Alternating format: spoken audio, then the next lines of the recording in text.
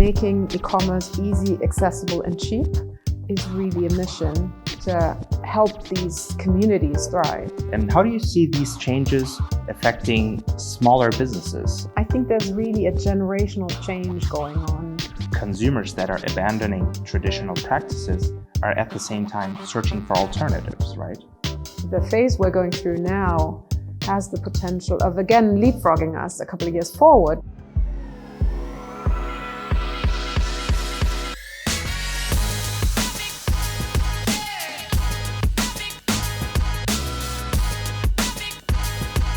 Hi, and welcome to yet another episode of E-Commerce Germany Interview. My name is Efe von Thenen, and I'm the host of this videocast format. And today I have a very exciting guest with me, Claudia Frese. She's the CEO of STRATO and also part of the management board of IONOS. Welcome, Claudia. Hi, Efe. It's good to be here.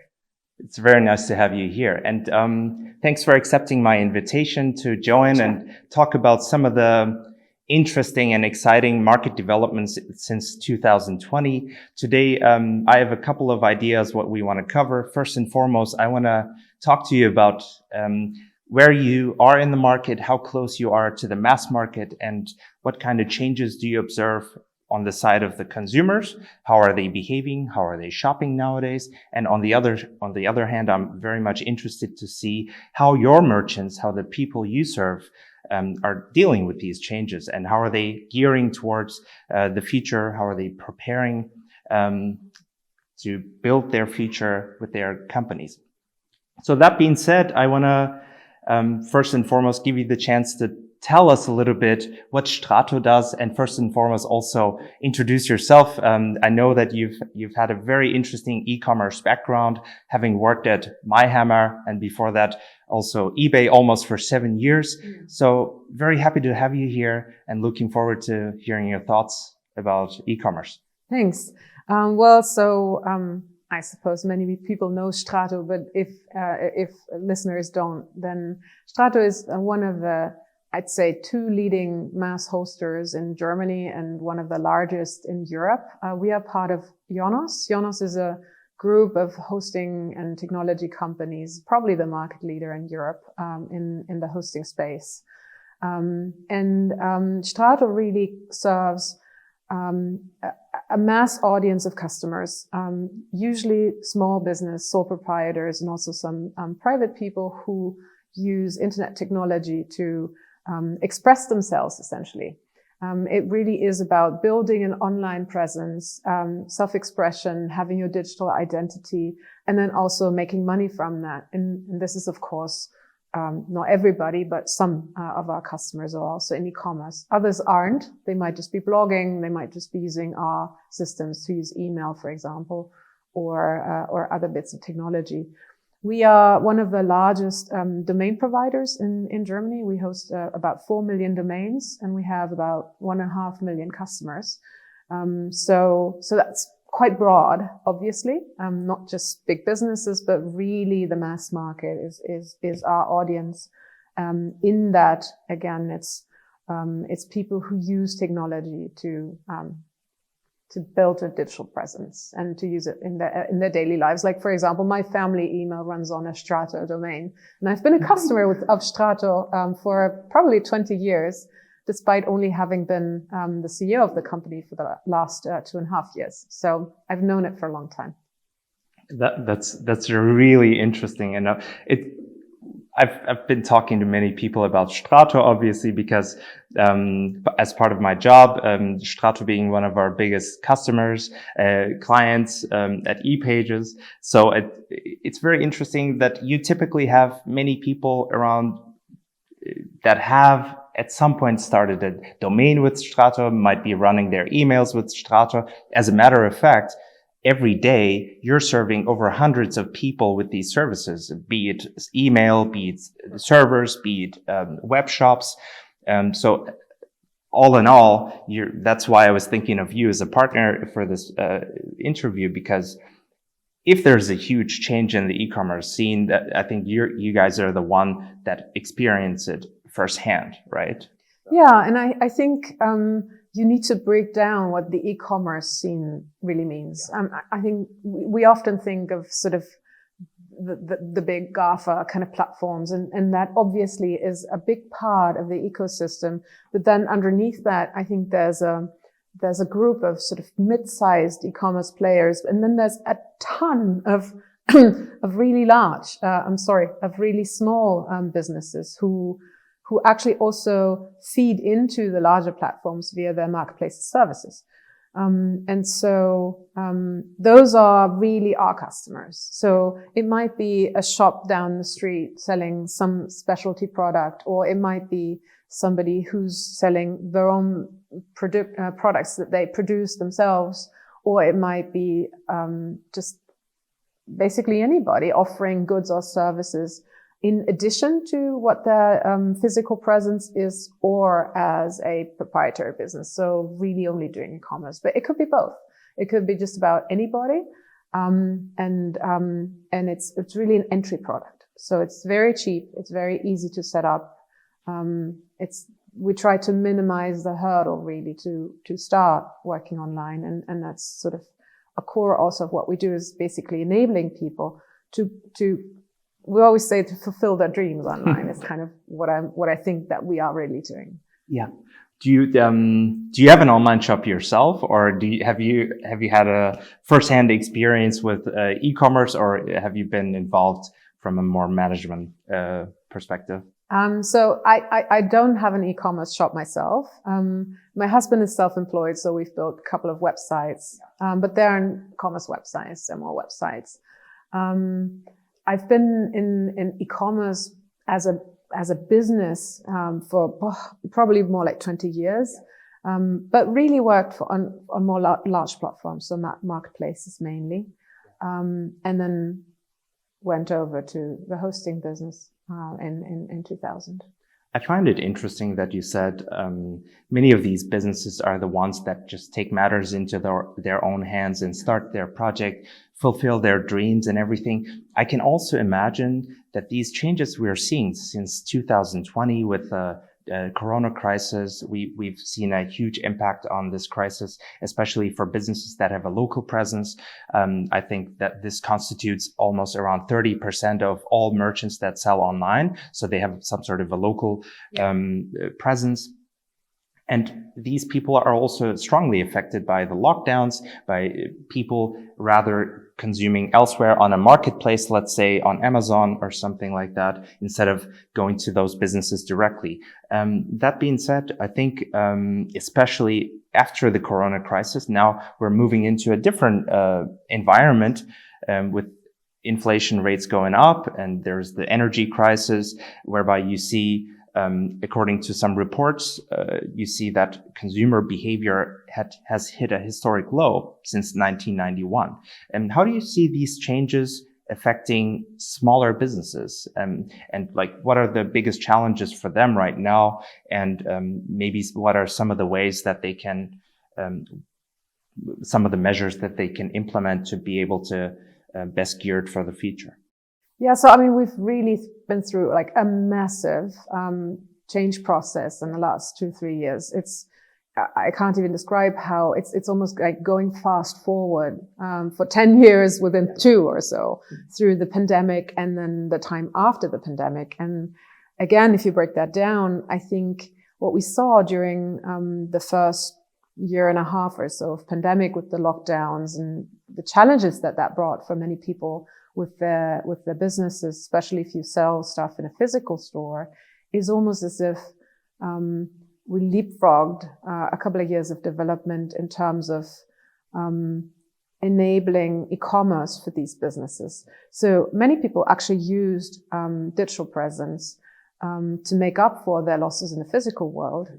This is true for restaurants, obviously. This is also true for anybody who has a store which was closed, and they just try to find some form of digital sales channels.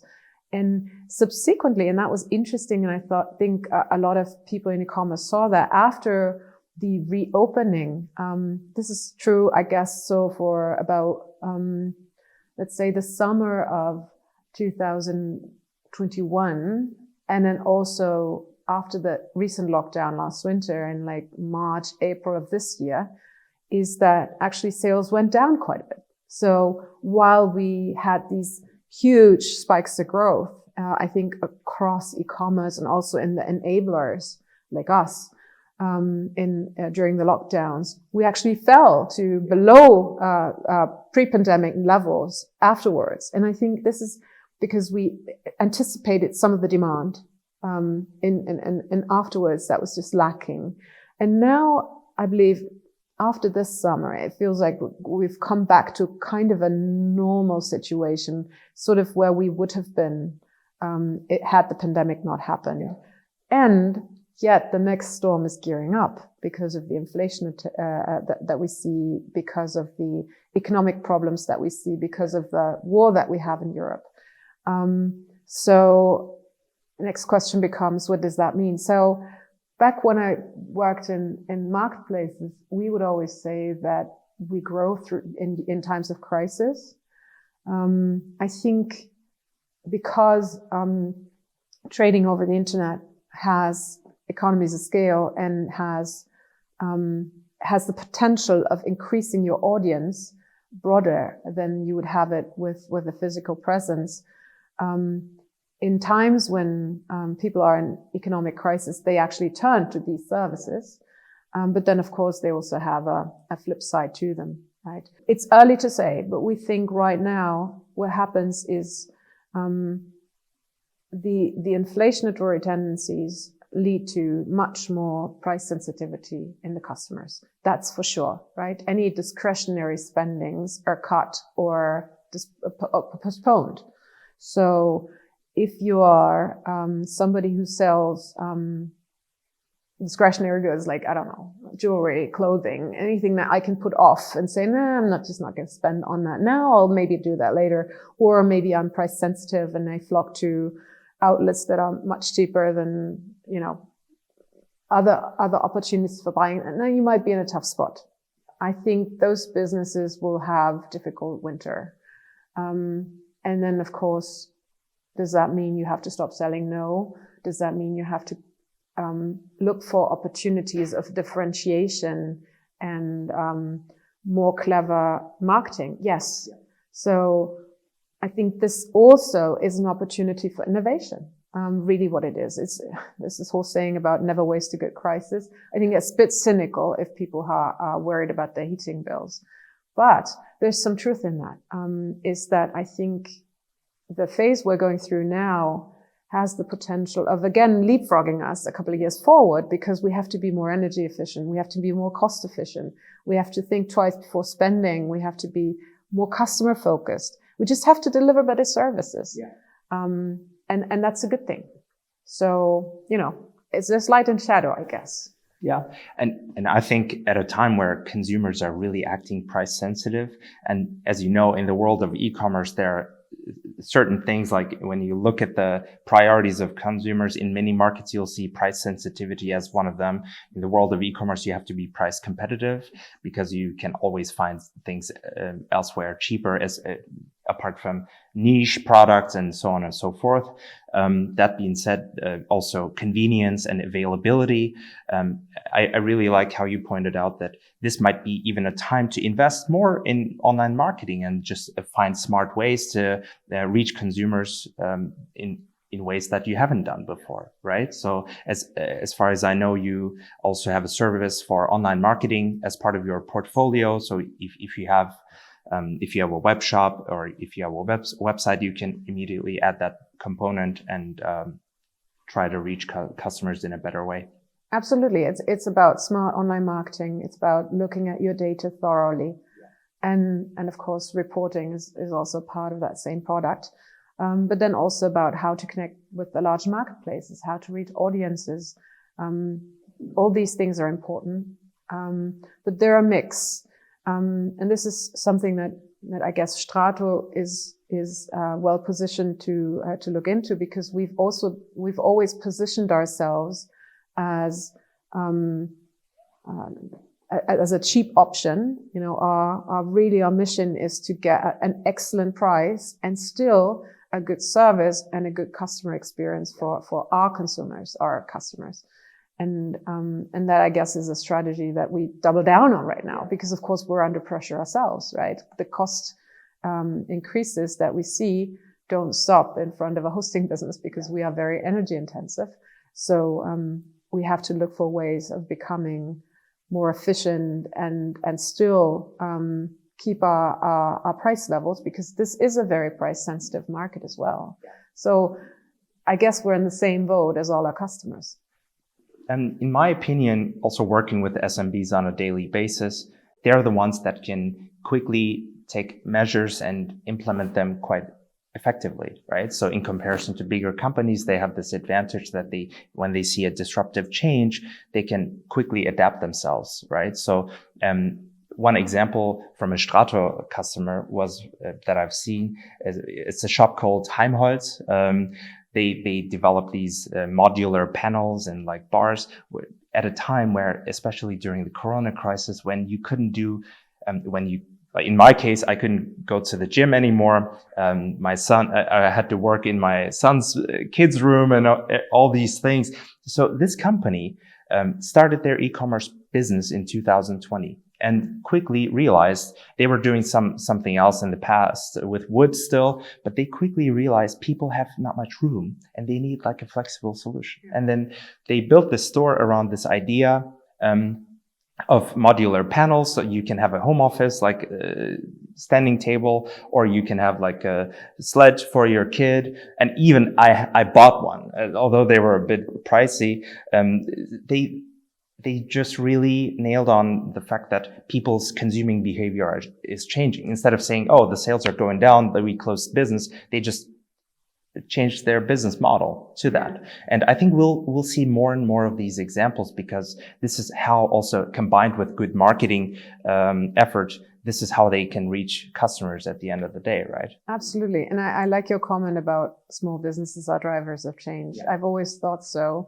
I think in our cliche of what the entrepreneur looks like, we feel, we always look at these, like, I don't know, stellar people who, the person, like the coder from the garage turned billionaire type person. And that's totally not how I see entrepreneurs. To me, that's like the person down the street owning the restaurant. It's the person who has, trained to become a woodworker and now creates these amazing products that you like.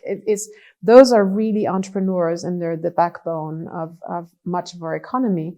And they're also, each of them is quite small, but combined, they're a large part of our economy. Yeah.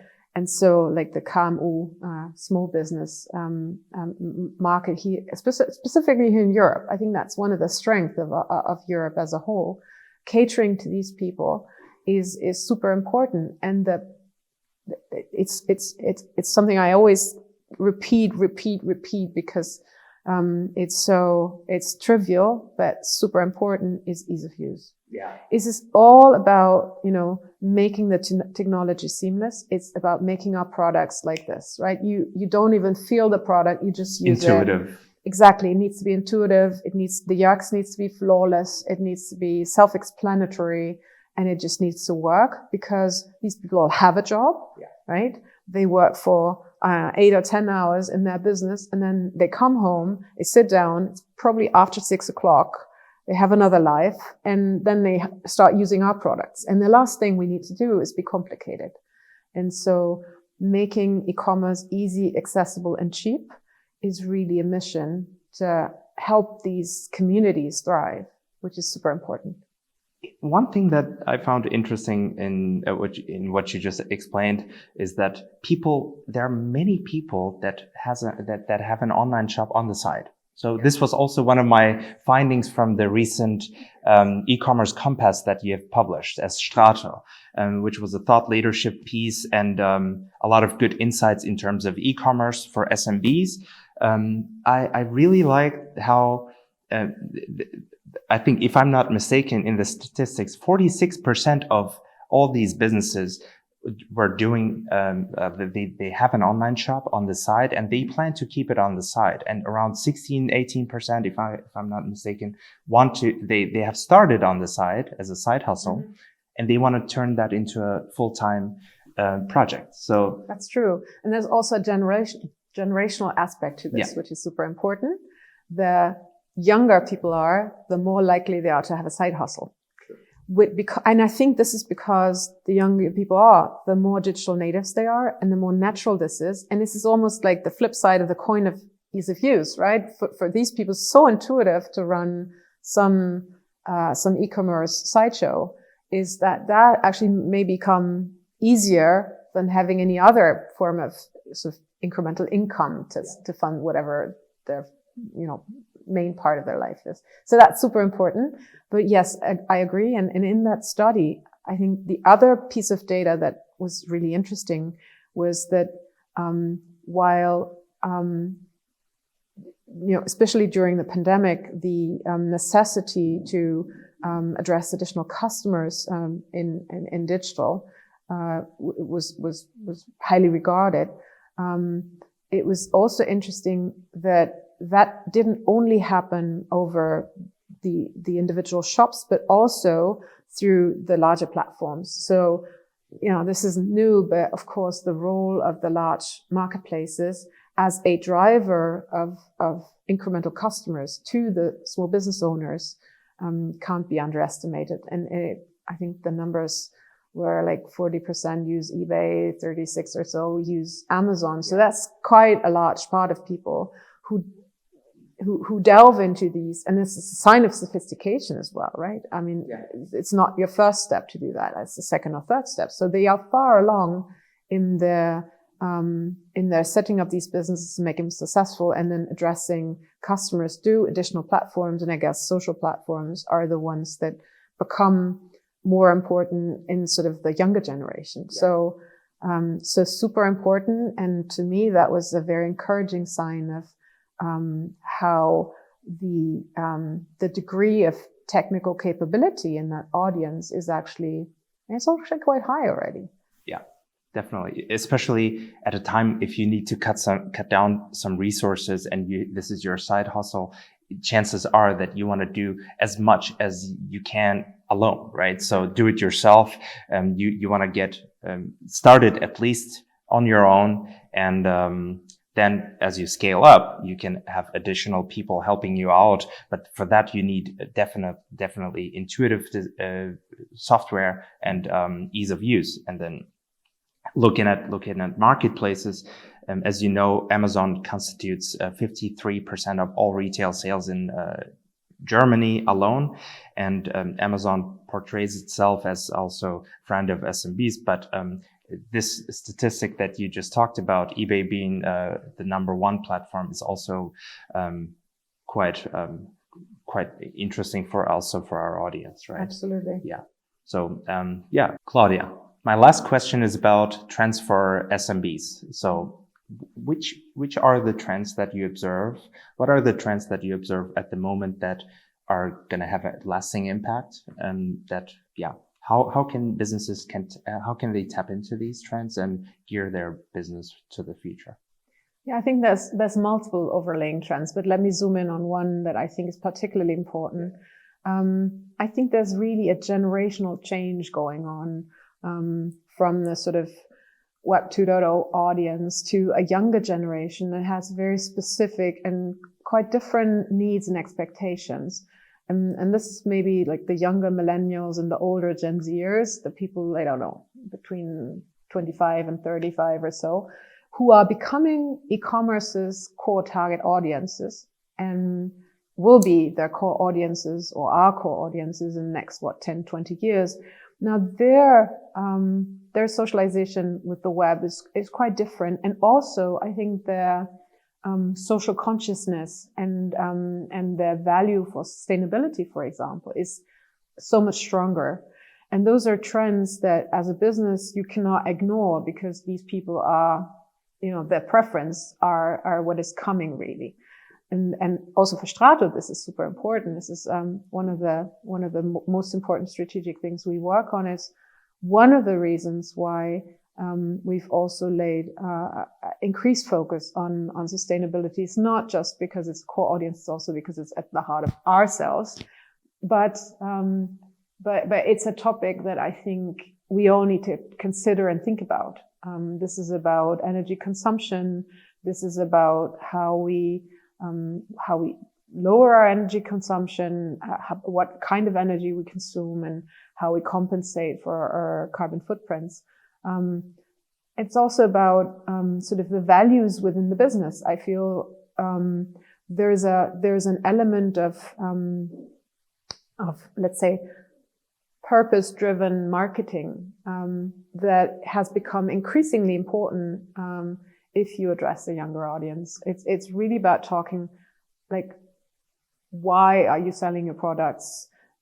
Doing a story about like what are they doing for the benefit of the consumer as one, or the customer as one, but then also sort of society as a whole. And those narratives are so much more important now than they were maybe, 10 years ago. So that for one, I think is a trend that everybody really needs to look into for their particular market and then have an answer to. Yeah.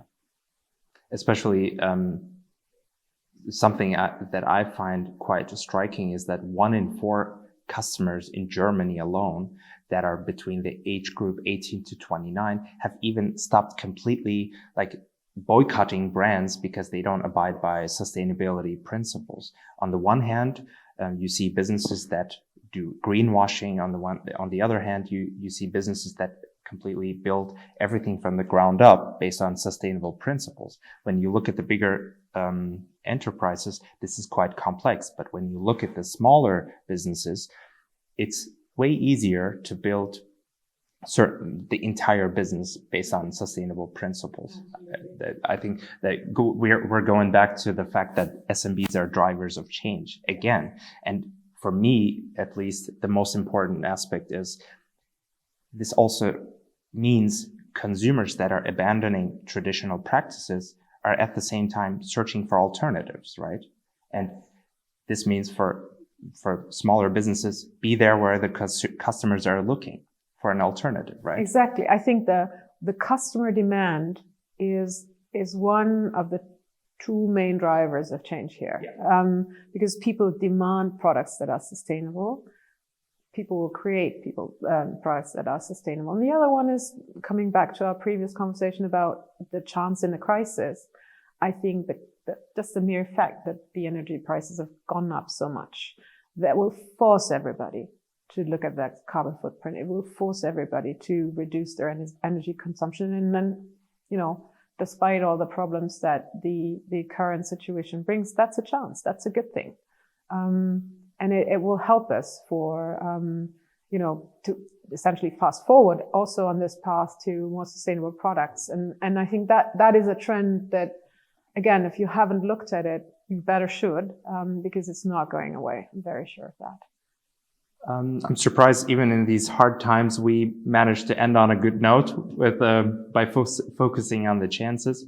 Thank you very much, Claudia, for taking the time today, Absolutely. Giving us insights from the customers and from e-commerce that you're seeing with your company.